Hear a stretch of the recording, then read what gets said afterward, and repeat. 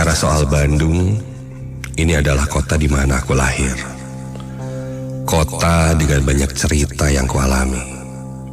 Mulai dari hal yang membuatku senang, bahkan sampai hal yang membuatku tidak nyaman. Malam ini izinkan aku membagikan pengalamanku yang menurutku menyeramkan kepada tim Nightmare Site Ardan Radio. Namaku Bres. Saat itu aku berencana untuk mengunjungi rumah pamanku yang berada di daerah Dago Atas. Kebetulan saat itu aku cuti kerja selama 2 minggu. Jadi kuputuskan untuk menghabiskan cuti kerjaku di sana. Apalagi sudah hampir bertahun-tahun lamanya sejak aku mendapatkan pekerjaan di Jakarta, aku tidak pernah berkunjung ke sana. Jadi rasanya sangat rindu sekali. Aku langsung berangkat dari Jakarta menuju Bandung menggunakan travel. Kurang lebih sekitar 3 jam di perjalanan, sampai akhirnya aku sampai di rumah pamanku itu. Aku langsung disambut hangat oleh paman yang biasa kupanggil Mang Wanggi. Kami pun berbincang-bincang cukup lama saat itu, ngobrol tentang pengalaman bekerja, bercerita keseharianku, sambil canda tawa yang menghangatkan suasana. Rumah Mang Wanggi bisa dibilang cukup besar dan tingkat. Arsitekturnya masih kental dengan bangunan zaman Belanda. Di depan rumah ada taman dan pagar besi yang tidak terlalu tinggi, khas rumah-rumah zaman dulu.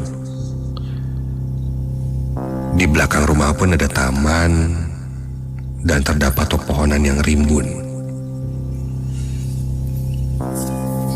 Dan ada satu saung yang berada di sana, tepatnya di ujung taman. Setelah berbincang-bincang, aku diantarkan ke kamarku yang sudah disiapkan. Kamarnya cukup luas, yang biasanya dipakai sebagai kamar tamu.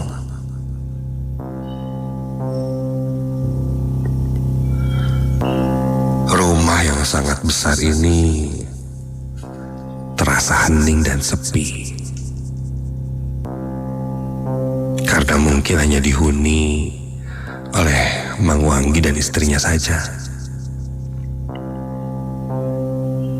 Beberapa saat kemudian, aku mencoba mengelilingi rumah ini dan berjalan-jalan mengitari ke sekitar rumah. Dari dulu, Mang Wanggi memang senang sekali mengkoleksi barang-barang antik.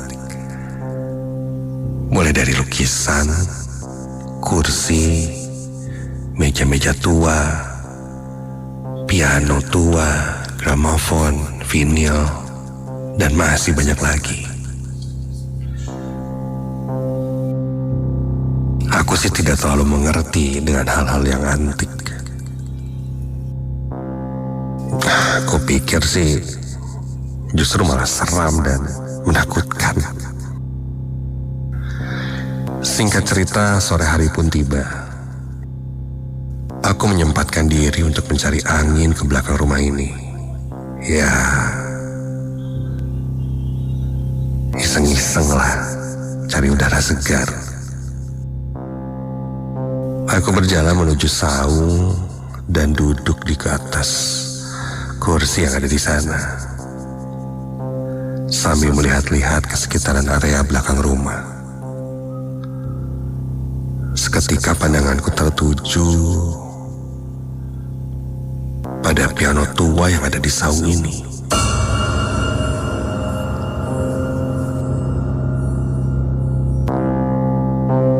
Ngapain ya pianonya simpan di sini? Bukannya lebih bagus di dalam kali ya?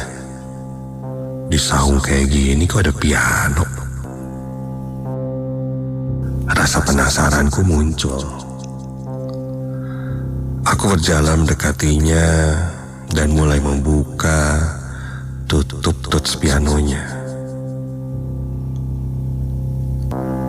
Aku coba tekan piano itu dan memainkannya.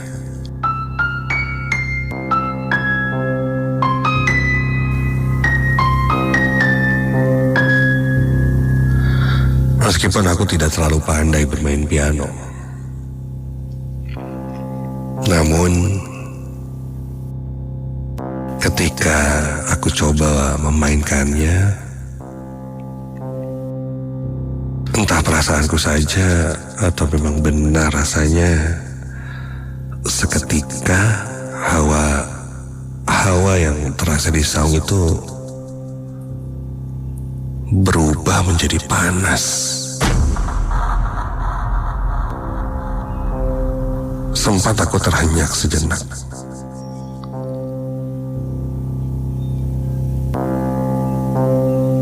Lalu aku lanjutkan bermain pianonya sampai aku dikagetkan dengan suara kursi yang tiba-tiba bergeser. Iya, jelas sekali. Tidak ada orang di sana sama sekali. Namun kursinya bergeser. Tidak mungkin terkena angin. Seperti ada yang menggeser kursinya. Aku hampiri kursi itu dan melihatnya. Entahlah, tiba-tiba saja bulu kuduku berdiri merinding ketika melihat kursi itu. Sampai aku terkejut ketika kurasakan ada yang menepuk pundakku dari belakang. Dan ketika kau membalikan badanku, ya elah, Mang Manggi, ngagetin aja deh. Aduh, kaget banget. Tuh, Mang Wanggi menertawaiku. Melihat reaksiku yang kaget setengah mati. Dia bertanya sedang apa aku di saung. Sudah mau maghrib katanya. Jangan diam sendirian di sini. Aku pun langsung berjalan masuk ke rumah dan sesekali menengok ke arah saung itu. Dan kulihat pianonya sudah tertutup kembali. Padahal seingatku, aku tidak menutup penutup tuts pianonya. Aku pun tidak melihat Mang Wanggi menutupnya. Sudahlah. Aku coba lupakan hal itu dan lanjut berjalan. Hari pun semakin malam. Selesai makan malam, aku izin pada Mang Wanggi untuk beristirahat di kamar. Mang Wanggi bilang besok temani dia untuk berbelanja ke pasar Lembang. Aku pun mengiyakan dan segera ke kamarku untuk beristirahat. Karena rasa lelah, tak perlu waktu lama aku terlelap, tertidur. Suasana hening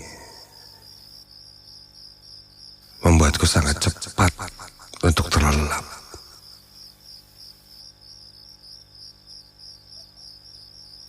Sampai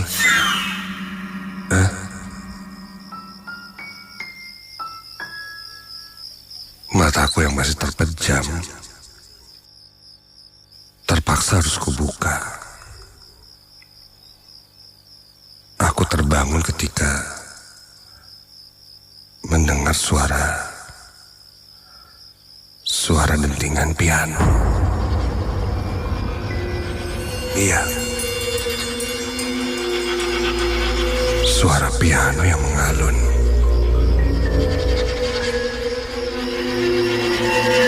Kulihat saat itu sudah jam 12 malam. Siapa sih ini? Main piano malam-malam gini. Mang Wanggi gitu? Atau Bibi kali ya?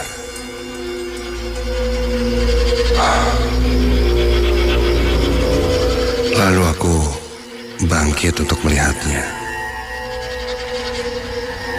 Aku keluar dari kamarku. Yang ku tahu, piano ya ada di daerah Saung.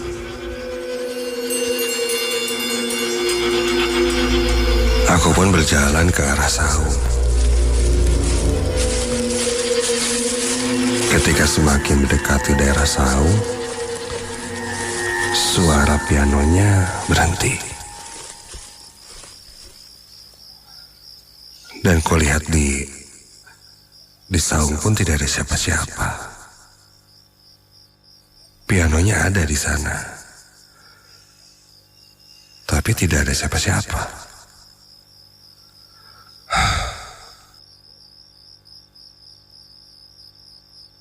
Aku pun berjalan kembali ke kamarku, berniat untuk melanjutkan tidur. Mungkin aku salah dengar. Baru saja aku balikan badan menuju ke kamar, suara pianonya terdengar lagi.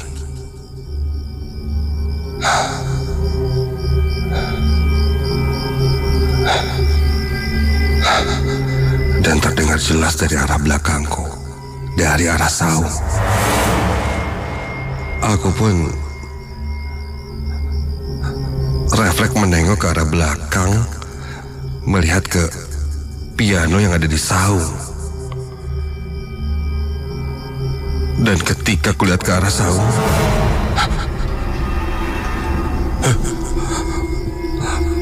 aku melihat ada sesosok anak kecil sedang duduk di depan piano tua itu. Rambutnya panjang, wajahnya sangat pucat, memakai baju putih lusuh, lengannya menyentuh ke arah piano, seakan-akan menembus tutup piano yang menutupnya. Dan ketika itu terdengar 1-2 not yang ditekan oleh anak itu. Dia menekan-nekan dengan asal, diiringi samar suara tertawanya. Tertawa anak kecil perempuan yang seakan menggema.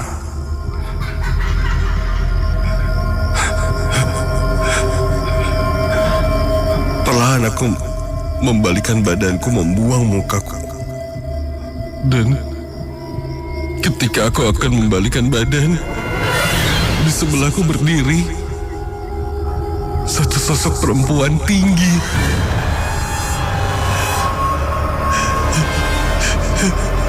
Iya, perempuan tinggi dengan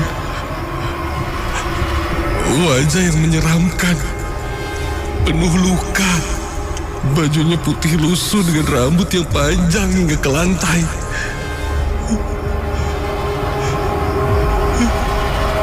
Dia terlihat marah melihat ke arahku, membelalakan matanya, dan berkata, "Itu punya anak saya."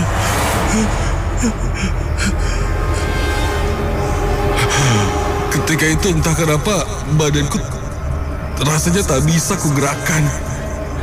Aku tak bisa mengontrol tubuhku dan aku tak ingat apa-apa lagi setelah itu.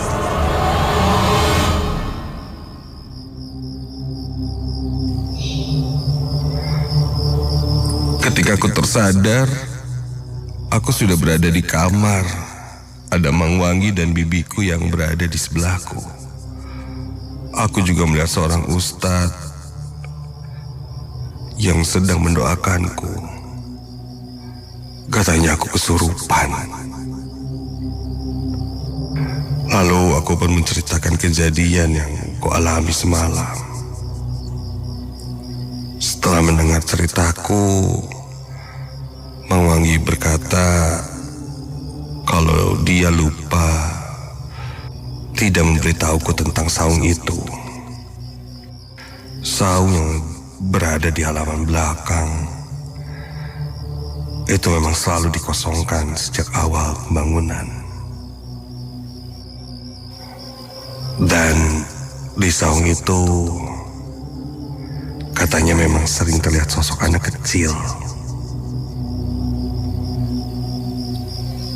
Mungkin dia sosok penunggu di sana dan tidak suka dengan caraku yang sembarangan memainkan piano itu.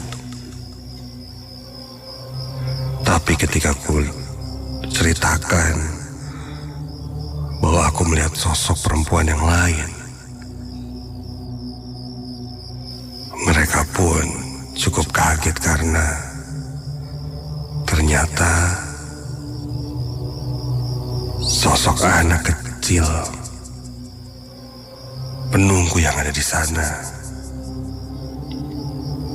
tidak sendirian. Dia ternyata bersama ibunya yang sepertinya berkeliaran di rumah ini.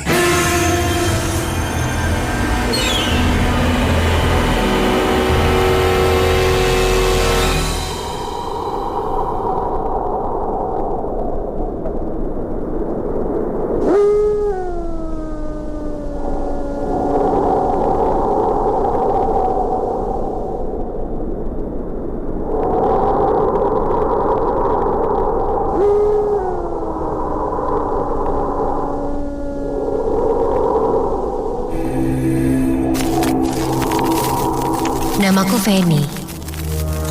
Malam ini aku akan menceritakan pengalaman yang pernah aku alami dulu.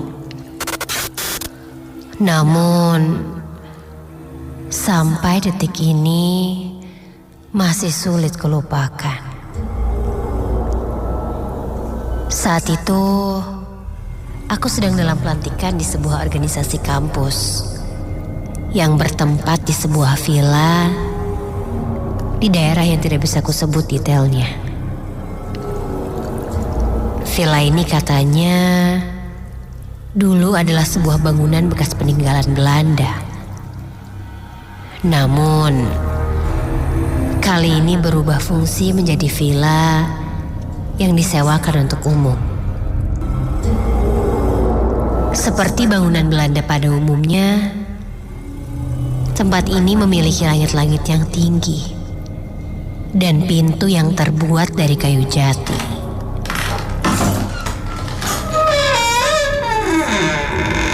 Ketika masuk ke gerbangnya, sebuah taman hijau dengan ayunan. Juga ada sebuah rumah pohon di dekat pohon yang sangat besar. Ketika masuk, berjajar pintu-pintu kamar di kiri dan kanan lorong ruangan ini.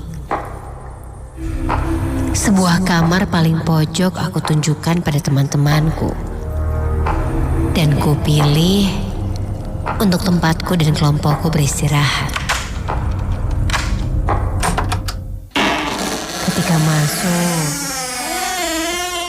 benar saja, pilihanku tidak salah. Sebuah jendela dengan pemandangan yang bagus menyambut kami.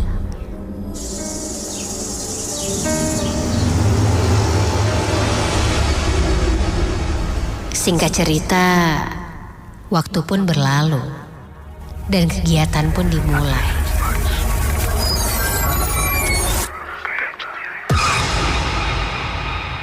Aku ingat sekali, rundown acara hari pertama akan ada jurit malam.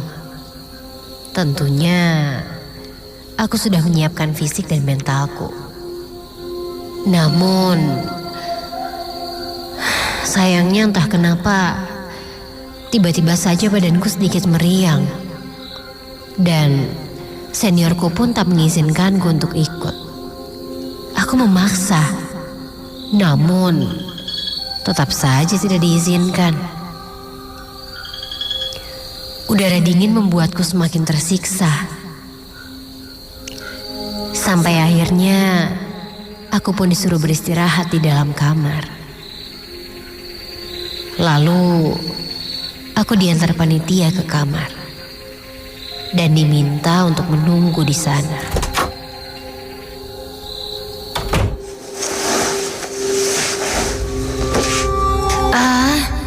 Sal.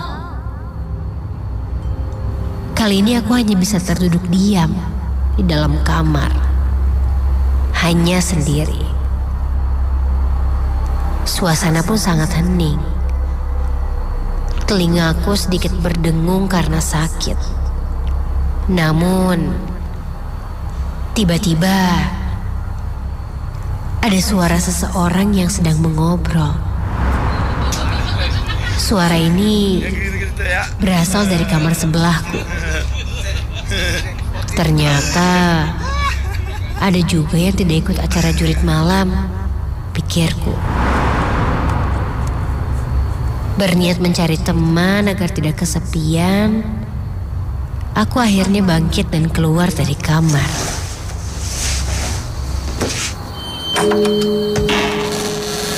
Aku mengintip ke sekitar. Tidak ada seniorku. Lorong pun digelapkan. Hanya ada cahaya-cahaya temaram yang keluar dari ventilasi di atas pintu. Aku mendekati kamar sebelahku dan mengetuk pintunya. Obrolan mereka berhenti. Lalu aku ketuk lagi. Hei, buka dong. Sesaat aku mendengar suara beberapa langkah mendekati pintu kamar ini. Dan gagang pintu ini bergerak-gerak. Pintu pun terbuka.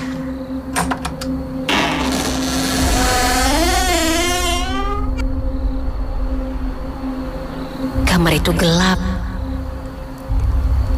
Tidak terlihat apa-apa di dalam sana. Dan aku pun masuk ke dalamnya. Lalu ada yang menutup pintu. Di dalam kegelapan itu, aku merasakan ada seseorang yang berdiri di belakangku. Tiba-tiba, sebuah tangan memegang punggungku dan mendorongku maju. Aku pun berjalan maju perlahan di dalam kegelapan itu. Aku sama sekali tidak bisa melihat apa-apa. Namun, jelas sekali aku merasakan hembusan nafas seseorang bertiup di belakang pundukku. Ini siapa? Tanyaku. Lalu, kali ini terasa kedua tangannya memegang pundakku dan menekanku ke bawah untuk duduk. Aku lalu duduk bersila di lantai yang sangat dingin itu.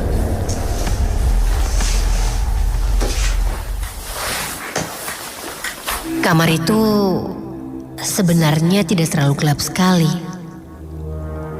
Aku masih bisa melihat ada dua orang yang duduk bersila di depanku.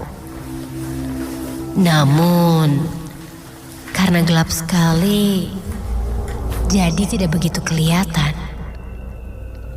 Sampai orang yang mendorongku itu pun ikut duduk bersila di sebelahku.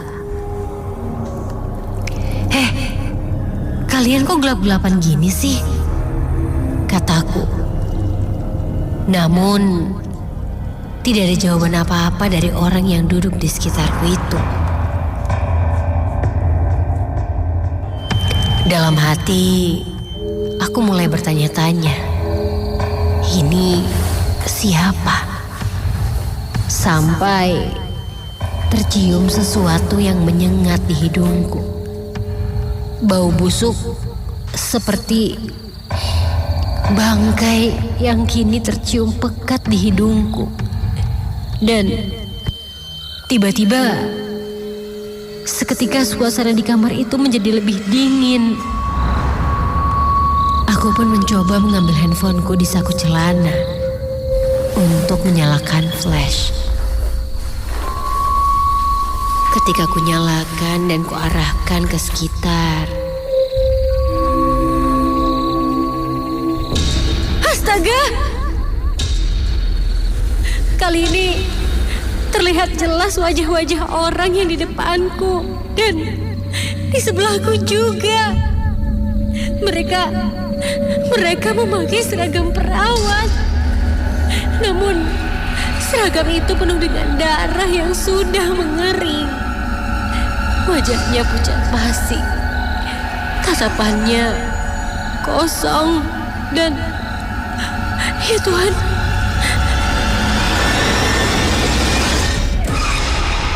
siapa mereka? Jantungku seakan berhenti. Lalu aku matikan flash di handphoneku. Suasana kini menjadi gelap. Perlahan aku mundur menuju ke arah pintu kamar. Aku benar-benar sangat berhati-hati. Tiba-tiba, langkahku tertahan sesuatu. Sebuah tubuh dan sepasang tangan merangkulku. Permukaannya kasar. Tangan itu memelukku kencang. Dan tiba-tiba terdengar bisikan di telingaku.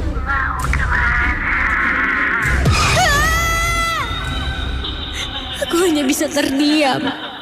Dan dekapan itu semakin kencang, membuatku tidak bisa bernafas. Sampai aku pun merasa pusing.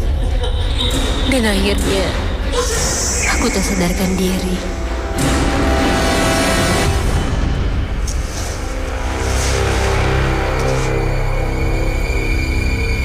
Esoknya, ketika aku terbangun, aku sudah bersama beberapa seniorku.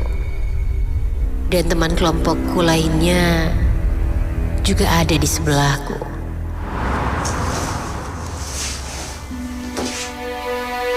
Aku menceritakan kejadian yang aku alami semalam.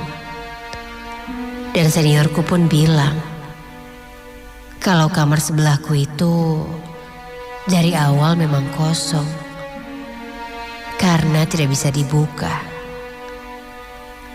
Akhirnya kami pun menerawang. Konon, dulunya tempat ini pernah dijadikan rumah singgah pada zaman penjajahan dulu. Dan di kamar sebelah kamarku itu pernah ada 3 perawat yang disekap secara sadis di sana.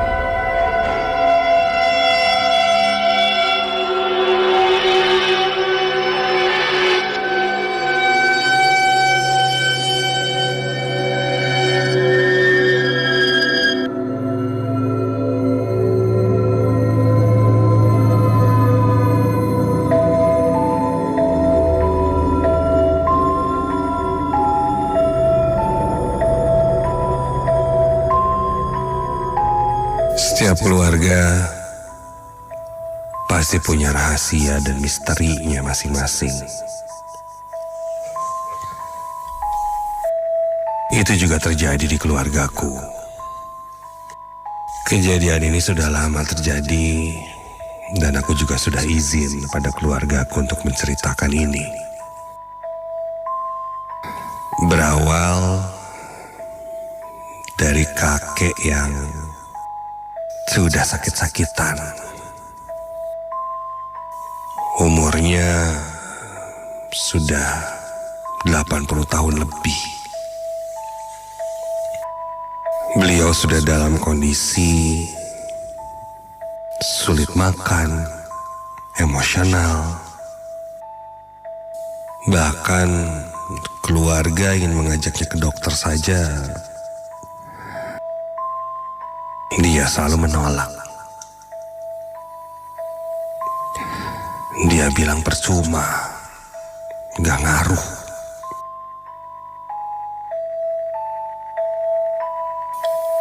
Tapi memang begitu kenyataannya. Segala keluhan yang kakekku rasakan ketika diperiksa ke dokter, kondisi kakek sebenarnya baik-baik saja. Misalnya, dia merasa perutnya sakit, melilit. Ketika dicek, tidak ada indikasi penyakit apapun. Aneh. Kami pun merasa penyakitnya kakek ini non-medis.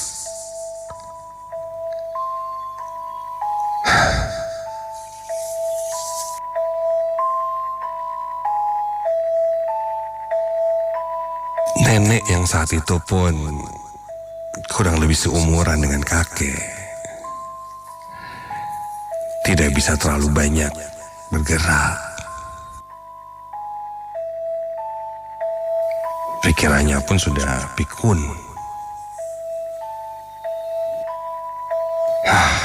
Melihat kondisi itu, aku sebagai cucu turut prihatin.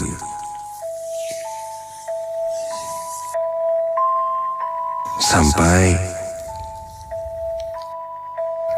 ayahku yang adalah anak dari kakek terlihat mengobrol sangat serius dengan nenek dan juga anak-anaknya yang lain. Sampai akhirnya kami tahu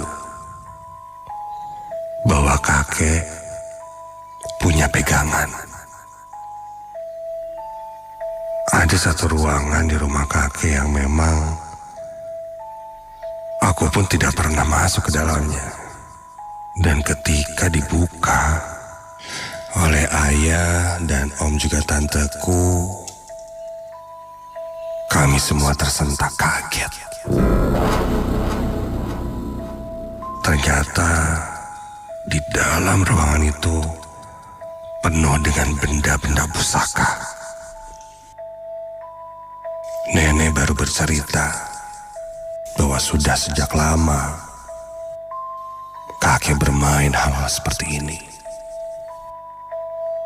Bukan pesugihan, tapi mengkoleksi benda-benda pusaka yang di dalamnya ada isi atau kodamnya. Barang-barang itu sudah terlihat tak terurus sekarang. Ruangan juga bau apek, penuh sarang laba-laba, dan ya tidak terurus.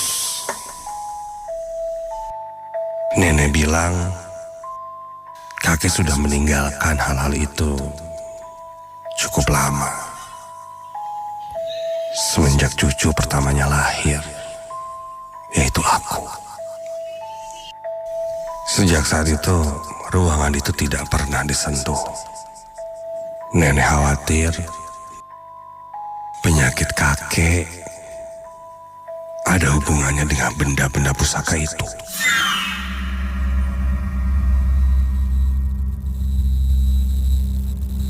Ayah dan yang lainnya tidak berani menyentuhnya karena takut terjadi hal-hal yang tidak diinginkan. Sehingga saat itu kami coba menghubungi salah satu saudara yang cukup mengerti dengan hal-hal seperti ini. Sebut saja dia Om Fitrah. Setelah dihubungi, belum juga diceritakan, Om Fitrah sudah bilang benda pusakanya punya kakek ya.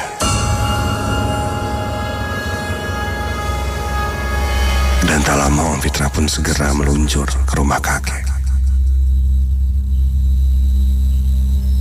Om Fitrah dikenal oleh keluarga kami sebagai orang yang memang suka hal-hal klinik. Sehingga entahlah, dia rasanya cukup dikucilkan di keluarga kami. Tapi untuk hal ini sepertinya dia yang bisa menyelesaikannya.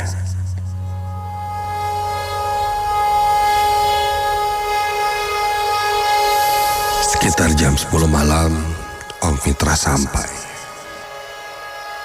Om Fitrah langsung mengecek ke kamar kakek. Saat itu kakek sedang tertidur.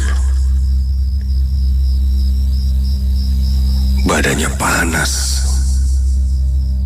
Namun ketika ditensi memakai termometer,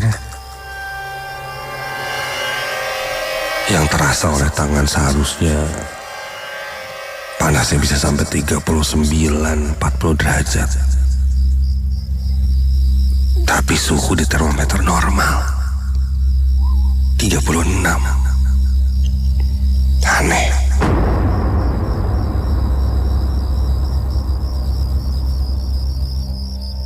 Om Fitrah pun izin untuk melihat ruangan yang penuh dengan benda pusaka itu.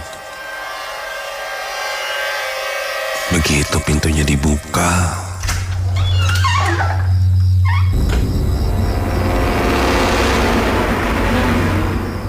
kali ini terasa sangat berbeda. Tiba-tiba kami merasakan hawa dingin seperti angin keluar dari ruangan itu.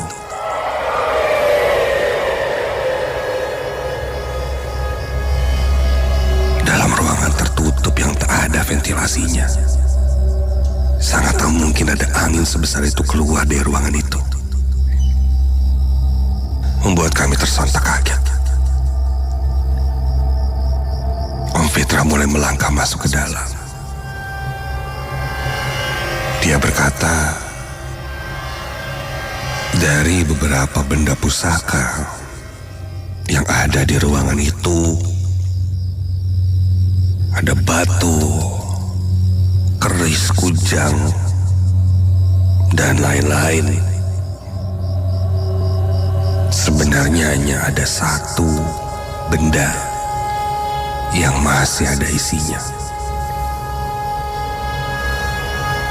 Dan sosok yang ada di benda itu sudah menyatu dengan badan kakek. Sudah mendarah daging.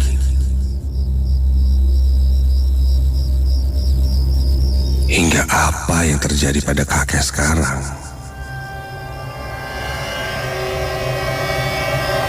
secara bahasa sederhananya adalah sosok ini yang mengcovernya, melindunginya. Padahal secara fisik, mungkin badan kakek sudah sakit semuanya. Namun sosok ini membuat kakek tidak terlihat seperti itu. Om Fitra menunjuk satu benda di sana. Benda yang disinyalir diisi oleh Hodam itu. Bendanya kecil. Sebuah cincin dengan mata batu berwarna gelap. Dia pun meminta waktu untuk berdiam sejenak di dalam ruangan itu sendirian.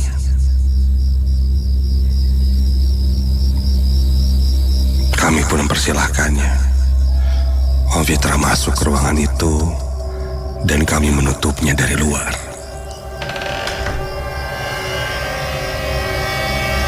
Kami menunggunya dengan cemas. Beberapa saudaraku yang lain menjaga kakek. Dan tiba-tiba suara gaduh terdengar di ruangan itu. Ada suara geraman, teriakan,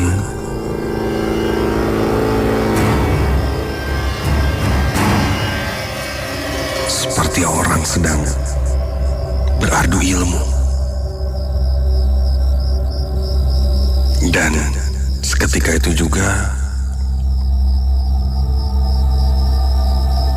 saudaraku yang menjaga kakek berteriak histeris. Ketika kakek tiba-tiba saja duduk dan badannya terlihat kejang dan bergetar sambil berteriak-teriak kesakitan.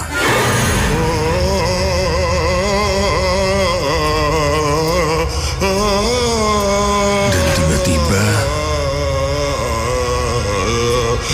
kakek teriak dengan kencang dan berdiri dengan tegap. Di saat bersamaan, Om Fitrah keluar dari ruangan itu dan langsung berlari ke kamar kakek. Om Fitrah berkata, sosok itu masuk ke tubuh kakek.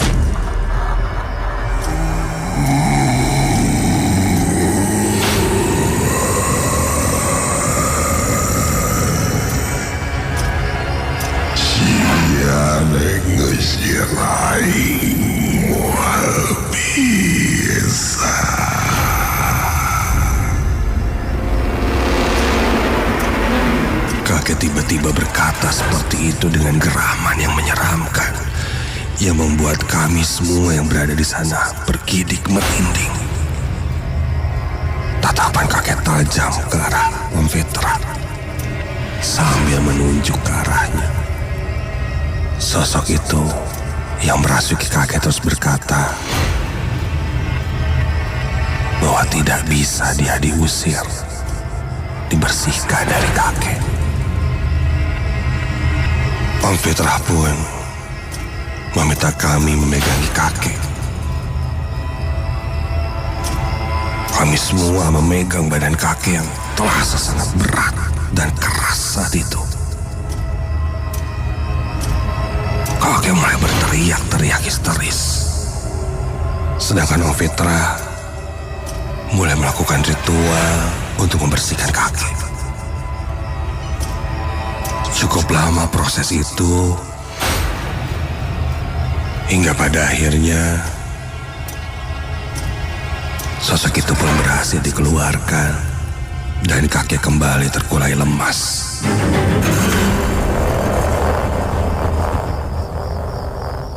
Ketika itu Om Fitra bilang, langsung bawa kakek ke UGD.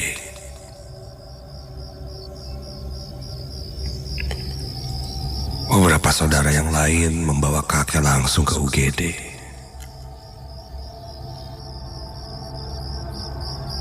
Dan ketika itu aku diminta untuk tidak ikut. dan diam untuk menjaga nenek di rumah bersama Om Fitra.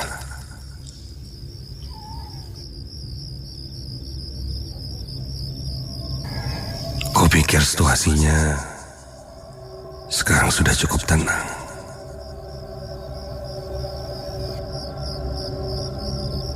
Tak selang beberapa lama setelah keluargaku pergi ke rumah sakit, tiba-tiba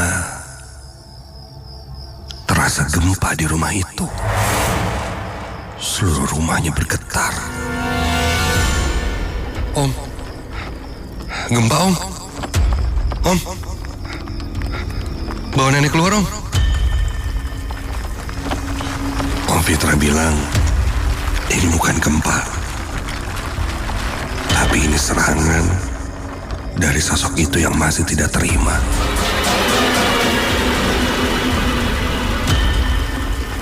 Terasa olehku sangat nyata. Benda-benda berjatuhan. Guncangannya sangat keras.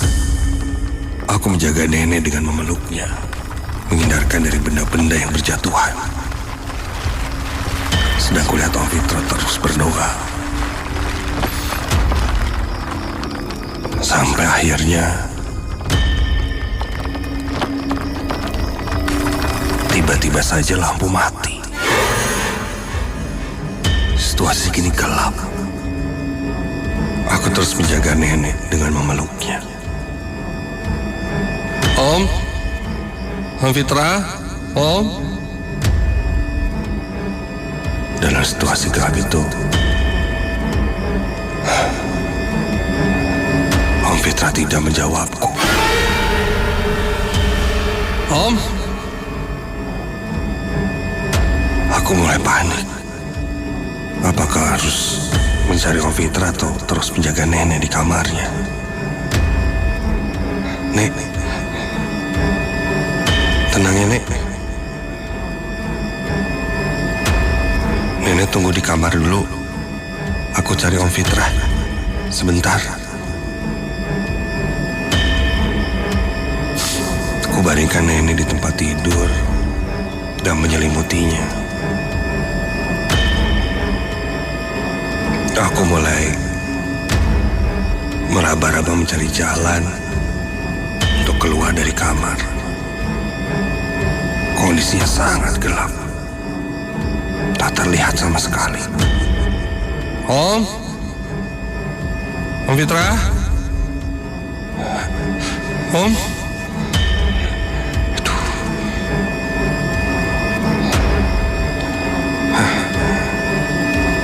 Aku mulai menyalakan flashlight dari handphoneku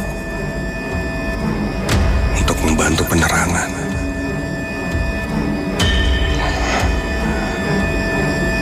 Kondisi rumah saat itu terlihat berantakan. Namun tak kulihat Om Fitra di mana-mana.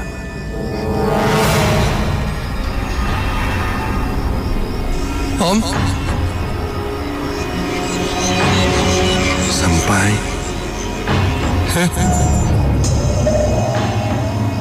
itu apa? Di satu sudut ruangan, aku melihat sesuatu.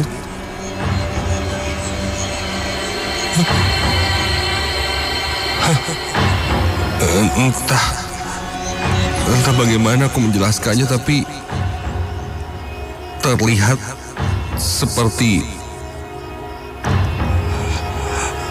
hewan dengan bulu yang hitam tajam seperti landak.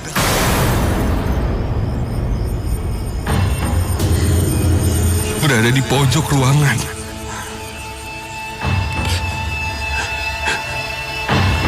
Iya, bulu-bulunya tajam seperti jarum. Dan sosok itu sangat tinggi dan besar.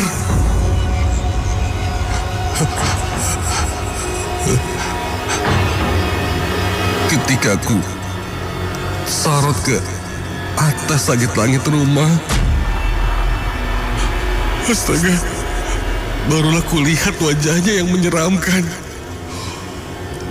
Matanya merah besar. Dengan gigi taring yang panjang. Mulutnya menganga lebar. Bisa kugambarkan. Mulut yang terbuka itu bahkan sepertinya bisa menerkam manusia sepertiku. Sosok itu mulai terdengar suaranya menggeram seperti dengkuran yang sangat berat.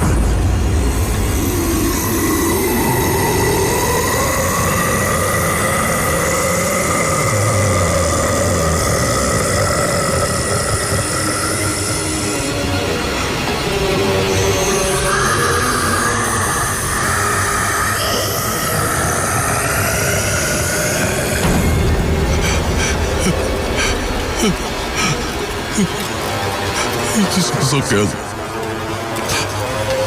terseram yang pernah kulihat seumur hidupku. Kakiku lemas, kepalaku pusing, hingga aku pun terjatuh.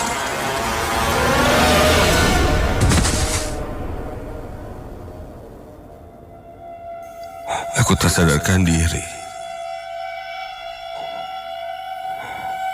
Dalam tak sadarkan diriku itu, aku melihat kakek. Kakek yang terlihat sehat, bersih. Dia tersenyum padaku.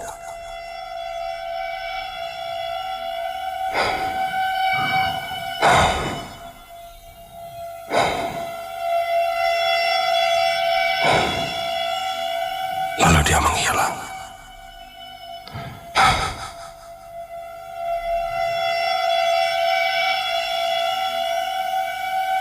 Keesokan harinya ketika sadar dan terbangun dari pingsanku, kau lihat suasana yang berbeda dari sebelumnya. Suasana duka. Kakekku meninggal. Saat dibawa ke UGD dan diperiksa, penyakit kakekku ini cukup banyak. Bisa dibilang komplikasi. Padahal sebelum-sebelumnya ketika dicek tak pernah terlihat. Fitra bilang pada keluarga, meski begitu, kakek sekarang sudah bersih. Dan tidak ada yang menghalanginya lagi untuk pulang. Aku cukup mengerti apa yang Om Fitra maksud. Dan sepertinya sosok besar yang kulihat itu adalah sosok yang menempel pada kakek selama itu. Benda-benda pusaka pun dikumpulkan dan dibawa Om Fitra entah kemana, agar tidak ada di tempat itu lagi. Apa yang kau lihat dalam mimpiku saat ku tak sadarkan diri, mungkin itu adalah kakek yang pamit padaku, sudah dalam kondisi yang sangat bersih. Aku jadi ingat, ada yang pernah bilang, jika ada seseorang yang berilmu seperti itu, suka susah meninggalnya. Mungkin itu yang dialami oleh kakekku.